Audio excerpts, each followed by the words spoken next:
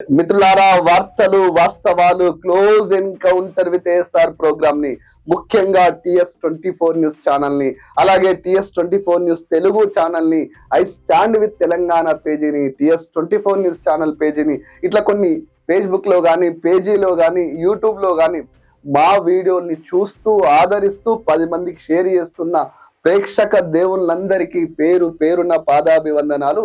ముఖ్యంగా మీ అందరికీ మకర సంక్రాంతి శుభాకాంక్షలు. మిత్రులారా, నేను ఒకటి చెప్పదలుచుకున్నా, మీరు చూడడం వల్ల ఈ మధ్య యూట్యూబ్ లో కొంత అమౌంట్ కూడా వస్తుంది.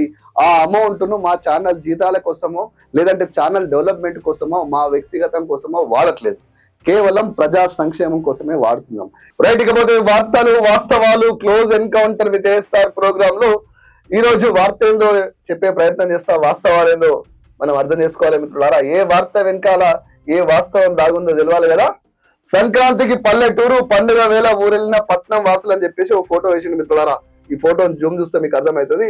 అసలు నా హైదరాబాద్ విశ్వనగరం, ప్రపంచంలోనే నా హైదరాబాద్ విశ్వనగరం, ఆ విశ్వనగరంలో 1,30,00,000 1,40,00,000 జనాభా నివసించే నా హైదరాబాద్ లో ఆంధ్రోళ్ళు కొంతమంది వాళ్ళ పండుగ పూట, ఆంధ్రాకి అది పెద్ద పండుగ కాబట్టి ఆ పండుగ పూట ఆంధ్రాకు పోతే అసలు హైదరాబాద్ ఖాళీ అయినట్టుగా, చంద్రబాబు నాయుడు కట్టించిన అని చెప్పి అబద్ధాలు చెప్పుకునే ఈ ఆంధ్రజ్యోతి పేపరు ఆ హైటెక్ సిటీ బొమ్మ వేసి డే మొత్తంలో ఒక నిమిషం 2 నిమిషాల కంటే ఇట్లాంటి సంఘటన ఎక్కడ కనిపించేది.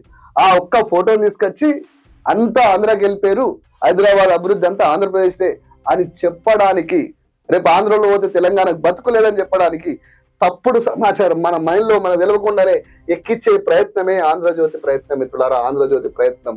మిత్రులారా, నిజంగా ఒక్కసారి గుండె మీద చేసుకోండి. ఇలా హైదరాబాద్ లో గిట్లా బోసిపోయినటువంటి ఊర్లున్నాయా, ఇండ్లున్నాయా? 1,30,00,000 1,40,00,000 జనాభా ఉన్న హైదరాబాద్ లో అసలు జనాభానే లేరా? ఏం జరుగుతుంది? ఇట్లాంటి వార్తలతోటి మనల్ని అవలాగాలని చేస్తారు ఆంధ్రజ్యోతి పేపర్. పొద్దున పండుగ పూట ఎందుకు వదిలేద్దామే. ఇకపోతే నమస్తే తెలంగాణ తీసుకుంటే పండుగ పూట వచ్చే సంబరాలు, గంగెడ్లు. ఇగో హైదరాబాద్ లో కరెంటు కోతలు. కాంగ్రెస్ వస్తే ఏమొస్తుంది? కరువు వస్తుంది, కరెంటు కష్టాలు వస్తాయి. కరువు వస్తుంది, కరెంటు కష్టాలు వస్తాయి, కుట్రలు వస్తాయి, కుతంత్రాలు వస్తాయి, కొట్లాట్లు వస్తాయి, హత్యలు వస్తాయి. అవే జరిగినాయి. అందుకు నేను చెప్తలేను, CMDA విద్యుత్ CMDA ట్వీట్ చేసి డెలీట్ చేసిండు. డెలీట్ ఎందుకు చేసిండు అంటే రేవంత్ రెడ్డి చెప్పినట్టుండు, పండుగ పూట నువ్వు ట్వీట్ చేసి ఇచ్చేది పోతే డెలీట్ చేయాలంటే మన వాళ్ళు అప్పటికే నెటిజన్లు చాలా తెలివైన వాళ్ళు కదా, ఆల్రెడీ స్క్రీన్ షాట్ పెట్టేసారు, నువ్వు వెడి బాబు బిడ్డ యోగిది. తర్వాత ఇది డెలీట్ చేసుకొని మొన్న ఒక ఆయన చచ్చిపోతే స్నానం చేయడానికి నీళ్ళు వస్తలేవని వీడియో చేస్తే ఆయనను భయపెట్టించే ప్రయత్నం చేస్తున్నట. ఇట్లా ఎవడన్నా భయపడిస్తే కింద నెంబర్ ఉంటుంది వాట్సాప్ లో, మీకు ఏ సమాచారం ఉన్నా మాకు ఇవ్వండి, మేము రియాక్ట్ అవుతాం. ఇలాంటి ఊకదంపుడు బెదిరింపులతో ఏం జరగదు. రేవంత్ రెడ్డి గుర్తుపెట్టుకో. ముఖ్యంగా మా వాళ్ళ జోలికి వస్తే సహించం, రాజకీయ హింసను చూస్తూ ఊరుకోబోం, మల్లేష్ యాదవ్ హత్యపై విచారణ జరిపించాలి. మనం గత 10 రోజులుగా దీని మీద యుద్ధం చేస్తున్నాం. ఇది అన్యాయంగా, దారుణంగా కుట్ర పెట్టుకొని జూపల్లి కృష్ణారావు అనుచరులు కనసన్నల మేరకి దారుణంగా ఈ దేశం కోసం పనిచేసినటువంటి సైనికుడిని, హిందుత్వ ఎజెండా మోసినటువంటి 12 ఏళ్ళు బీజేపీ ఎజెండా మోసినటువంటి హిందుత్వవాదిని, కాంగ్రెస్ అకృత్యాలని ఘోరాలని నిలదీసినటువంటి ఒక సైనికుడిని చంపిరు కాంగ్రెస్ పార్టీ. దాని మీద చర్యలు తీసుకోమని మనం రెగ్యులర్ గా వాయిస్ ఇస్తున్నాం. మా తమ్ముడు శంకర్ వీళ్ళని తీసుకెళ్లి ఆఫీస్ లో కూర్చుని ఆల్రెడీ ఇంటర్వ్యూ చేసిండు. శంకర్ లెక్క అంత మంచోని నేను కాదు, ఆయన శంకర్ ఆఫీస్ తీసుకుపోయి ఇంటర్వ్యూ చేయొచ్చు. నేను ప్రగతి భవన్కి తీసుకెళ్లి, ప్రగతి భవన్ ఇది ప్రజాభవన్ ముందట మనం ధర్నా చేసినటువంటి సందర్భం మీరు చూసారు. ధర్నా లాగా ఒక గట్టి వాయిస్ ఇవ్వడం జరిగింది. ఇంటెలిజెన్స్ ఏజెన్సీ వాళ్ళు కూడా నాకు 5-6 సార్లు ఫోన్ చేసారు, అన్న ఏందన్నా. సో మనం గట్టిగానే వాయిస్ ఇస్తే ఆఫీస్లలో ఇంకో దగ్గర ఇంటర్వ్యూలో కాదు, ప్రజాభవన్ ముందట ఉంటుంది మన వాయిస్, గుర్తుపెట్టుకోండి. ఇంకా అంతకన్నా ముఖ్యంగా మిత్రులారా, ఇది చూడండి, పండుగ పూట అందరు పిల్లలు హ్యాపీగా ఉన్నారు. మరి ఈ దేశం కోసం, హిందుత్వం కోసం, అలాగే గులాబీ జెండా మోసినటువంటి ఈ మల్లేష్ అన్న పిల్లలు పండుగ పూట వాళ్ళు ఇబ్బంది ఉండద్దని చెప్పేసి ఆ పిల్లల్ని తీసుకుపోయి డ్రెస్ కొనిచ్చి వాళ్ళతోటి సరదాగా కొంతసేపు టైం కేటాయించడం జరిగింది. అఖిలేష్ కానీ వైష్ణవ్ కానీ వాళ్ళతోటి కొంత ఉండడం జరిగింది. ఎందుకంటే వాళ్ళకు కొంత ఈ పండుగ పూట వాళ్ళతో ఉండాలనే ఒక చిన్న ఇంటెన్షన్ తోటి పండుగ పూట వాళ్ళు ఖాళీగా ఉండొద్దు అనే ఉద్దేశంతో వాళ్ళకి అండగా పోవడం జరిగింది. ఇలాంటి సంఘటనలు జరిగినప్పుడు ఖచ్చితంగా TS24 న్యూస్ ఉంటుంది మీకు అండగా TS24 న్యూస్ ఉంటుంది. ముఖ్యంగా బీఆర్ఎస్ పార్టీ కూడా అటువైపు అడుగులేస్తుంది. మొన్నటిదాకా నేను కూడా కొన్నిసార్లు కామెంట్ చేసిన, కడుపులో పెట్టుకొని చూసుకుంటామని పెద్ద పెద్ద స్టేట్మెంట్ ఇచ్చే పెద్ద మనుషులారా కాల్ చేస్తే లేపరు కదా మీరు అని చెప్పి కోపానికి వచ్చిన. కానీ మొత్తం మీద రామన్న లాంటి వాళ్ళు ఇలా బీఆర్ఎస్ పార్టీ మళ్ళీ గతంలో ఉన్నటువంటి ఉత్తేజాన్ని పుంజుకుంది. ఈ ఓటమి తర్వాత ఖచ్చితంగా వాళ్ళ తప్పులు సరిదిద్దుకుంటారు, ఖచ్చితంగా కార్యకర్తల్ని కాపాడుకుంటారు అనే నమ్మకం నాకు కలుగుతుంది. ఇట్లాంటి సంఘటనలు చూసినాక నిజంగా ఒక మంచి కార్యక్రమం. ఒక సైనికుని వాళ్ళ కుటుంబంలో 100 ట్వీట్లు 100 ముచ్చట్లు వద్దు అని డైరెక్ట్ వాళ్ళ ఇంటికి వెళ్ళి కేటీఆర్ గారు 5 లక్షల రూపాయల ఆర్థిక సాయం చేసి వాళ్ళను ఆదుకుంటామని చెప్పారు.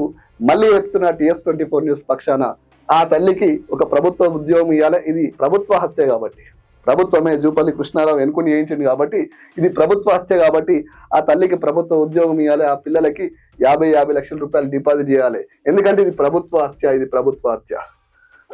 ఆ గుండెపోటుతో ఆటో డ్రైవర్ ఉచిత బస్సు స్కీమ్ తో మిత్రులారా వాళ్ళ బాధ అంత ఇంత కాదు. ఇదే నాగర్ కర్నూలు నుంచి మనం మాట్లాడదాం.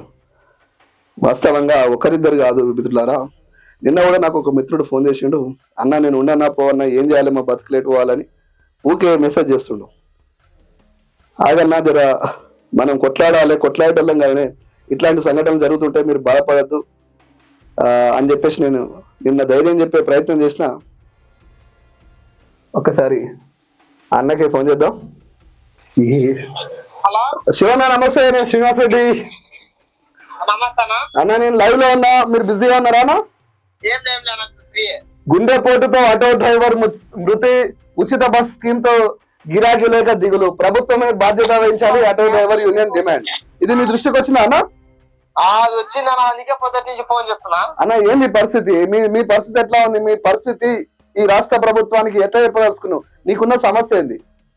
మాకున్న సమస్యలు అంటే ఫ్రీ బస్సు పథకం వల్ల మా కుటుంబాలతో సహా ఆత్మహత్యలే తప్ప మరో మార్గం కనిపించట్లేదు.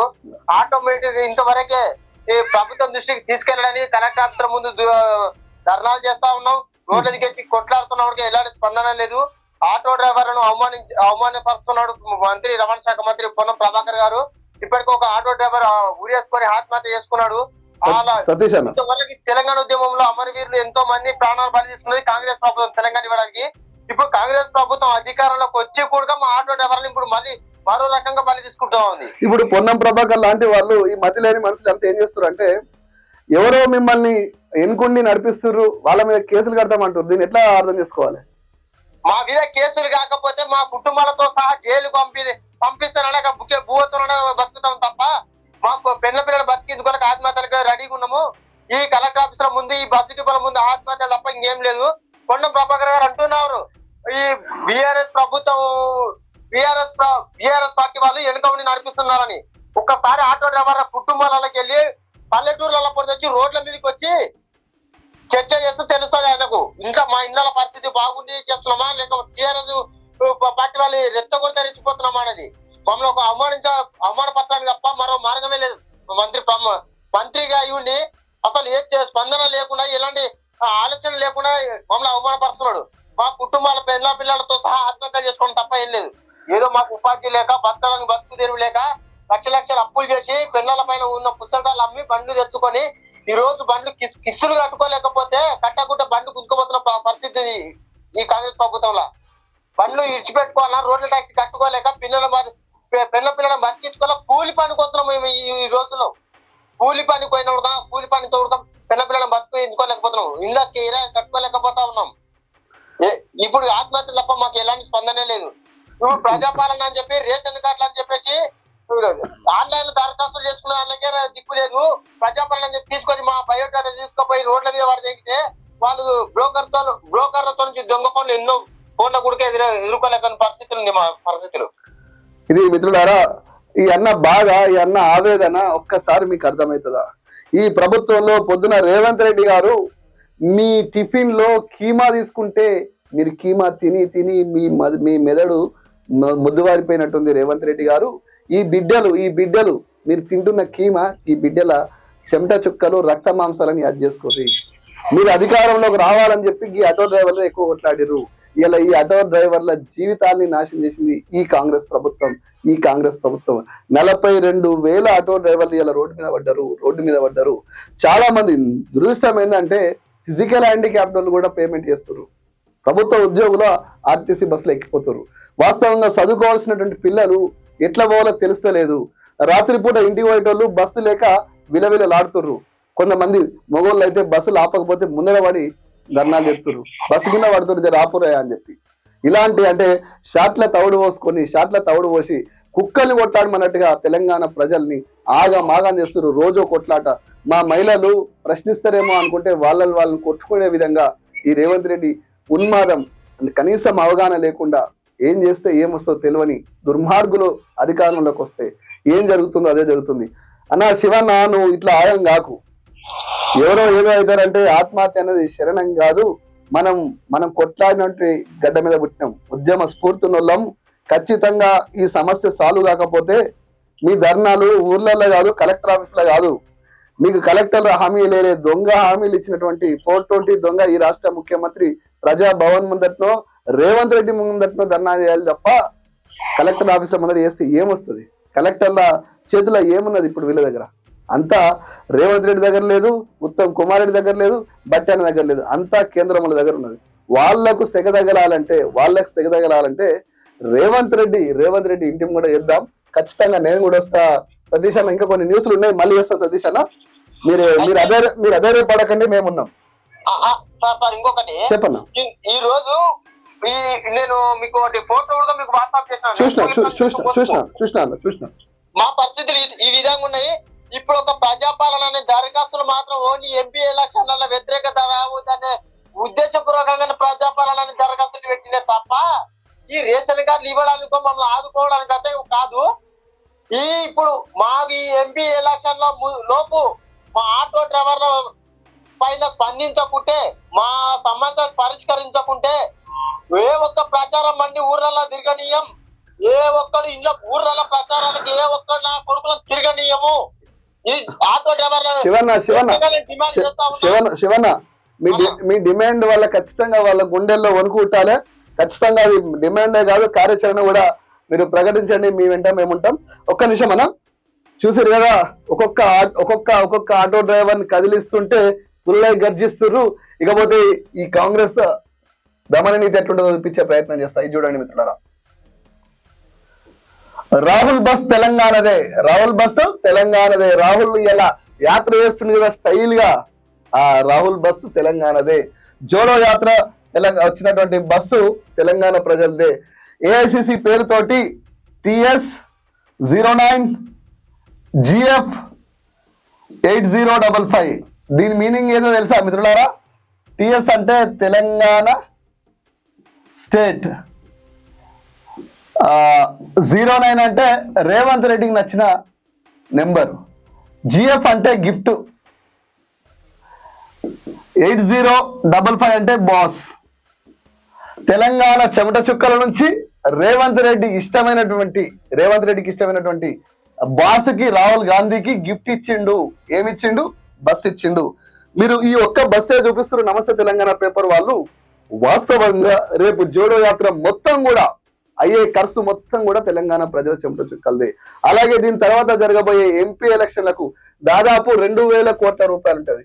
దాదాపు 2,000 కోట్ల రూపాయలు కూడా తెలంగాణ ప్రజల నుంచి, కాంట్రాక్టర్ల నుంచి, రేపు కార్పొరేషన్ పదవులను అమ్మి తెలంగాణ ప్రజలు ఏమైనా ఆస్తుంటే తాకట్టు పెట్టి మనకు తెలియకుండా తీసుకుపోయి జోడో యాత్ర పేరు మీద, అలాగే ఎంపీ ఎలక్షన్ల కోసం ఢిల్లీ వాళ్లకు పన్ను కట్టొస్తారు.